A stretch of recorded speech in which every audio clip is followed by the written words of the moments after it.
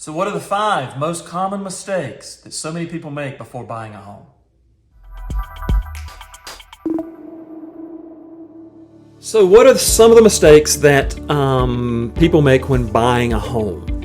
Trust me, there's a lot of mistakes that people make when it's time to buy a home, but here's the top 5 in my opinion.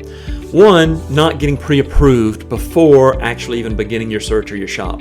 Don't assume that you can buy a home for $500,000. You may only be able to afford a home for $350,000 home or $350,000. If that's the case and you don't know it, you're not only wasting your time, but you're also wasting the time of the people selling the home that we're putting out while we go search for homes. You're wasting my time because I think you can buy something and you can't. It's not fair to anybody. So make sure that you get pre-approved and at the bare minimum get pre-qualified. We've done other videos on the difference between pre-qualifications and pre-approval, so make sure you know the difference. Number 2, you find the perfect home, the home that you just have to have, and then you hesitate on making an offer. Never hesitate if it's the right home. Make your mind up before you ever start looking that if you find it, you're going to buy it. If you hesitate, chances are, and I always tell people, if you love it, then everybody else loves it too. And if you hesitate, chances are you're not going to get that home, especially in this real estate market where inventory is so low and you've got so many people shopping for similar type homes. Number 3, don't make a lowball offer on that dream home that you just found, because chances are you're going to do that and you're just going to tick off the seller and they're not even going to come back to you. I've seen it happen 1,000 times. I've had clients that just force me to make an offer at this when I tell them it needs to be here and it's priced right here. All you're going to do is offend that seller, and chances are you're never going to get that house. And you wouldn't be making the offer in the first place if you didn't want it. So don't lowball them. You don't have to pay asking price or offer asking price, but you do have to be realistic. And more often than not, I believe that people are generally pricing their homes at or close to what it should sell for. Of course, there's always some that are higher, but generally speaking, if we know that that house is comping right and it's worth this, don't offer them way down here. You're just going to tick them off. Number 4, always get a home inspection.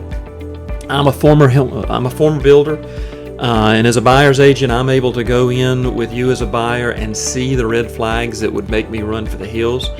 And I'm going to look for those things, and I'm going to try to save us the headache of going under contract, losing our due diligence money, only to find out that in a home inspection, something is uncovered that we would have just assumed known about before going down that road.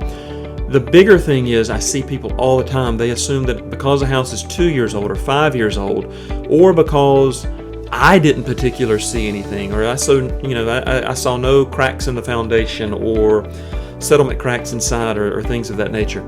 They assume that the house is going to be fine, so they don't get a home inspection. What they don't see when we look at a house is you're not seeing that fungal growth in the back rear corner of the crawl space where the standing water is, or you're not seeing the split board in the attic truss that slipped by the inspector when that house was built, or slipped by me or someone else is looking at it. It's imperative that you get a home inspection. It's the best $500 you will ever spend when making one of the biggest transactions or purchases of your life. Number 5, and one of the most important, don't listen to poor advice. Just because your cousin had a real estate license 23 years ago when she graduated college, don't trust that she knows what she's talking about in today's present day real estate market. Don't trust what your best friend says. Don't trust what your father says. Make sure that you're speaking to a reputable real estate agent that has a proven track record, that knows what the heck they're talking about. Make sure that you're talking to the best mortgage lenders. Make sure that you're talking to the best home inspectors. Make sure you don't know what you don't know when it comes to buying a house, and don't trust what Joe Blow says, because everybody always has an opinion. So, those top 5, not getting pre-approved, hesitating on making an offer, making a lowball offer, not getting a home inspection, or trusting advice from Cousin Sally that doesn't have a clue what she's talking about.